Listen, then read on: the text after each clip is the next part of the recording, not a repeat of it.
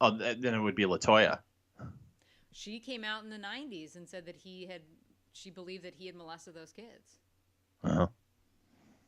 I had forgotten about that, but that resurfaced recently. There you go. LaToya Jackson said her brother Michael sleeps with little boys in a shocking resurfaced 1993 video. Howard Stern. No. He would have boys over all the time. One, of course, and they would stay in the room for days. Then they would come out, and then there would be another boy, and he would bring someone else, but never two at a time or anything like that. Let me ask you a question. What Never two at a 35-year-old time. man do you know that sleeps with little boys and stays with them Look at for a Katie week or Couric. 2 weeks or whatever, and sleep in the same bed? I'm asking you this question because this is a valid question. It's very open. Because most people would say, well, this is totally wrong. It's totally unfair. Yeah, most people And might. you know, what you have to remember is that Jordy, I do not know this kid. I have never met this kid. I know nothing about him. But at the same time, I feel bad for him, and no one's caring about Jordy. Jordy is in a very bad position. Even if it's not Michael, his parents have put him in a bad position. And there are a lot of Jordys out there. That's the thing that always fired me up about it was the parents were they were accomplices in the whole thing. Well, this is why I would say watch the Oprah interview. Okay. In the special, she's got the two men that are in the documentary that are accusing Michael of molesting them as children, and then the entire audience is survivors of child molestation. And what they really get into is this whole process of grooming that's done by the molester to make you feel like you're a part of this, or like you're something special, you're the most important thing in the entire world to them, and whatever. And you really internalize that, because she even said she did something like 200 episodes on this sexual abuse during the course of her show. Mm-hmm. And somewhere in the middle of that, somebody said something that made it click in her head, like, oh, it wasn't my fault. What happened to me?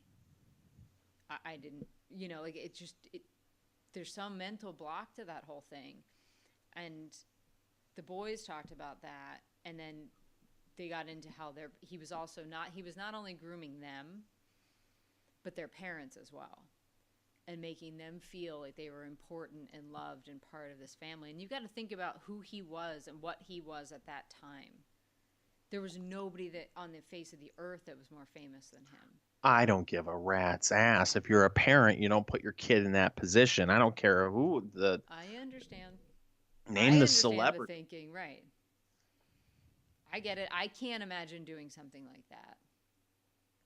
But I also can't imagine being in that situation, period. So No, it has to be weird to see. I mean, the whole thing is so bizarre.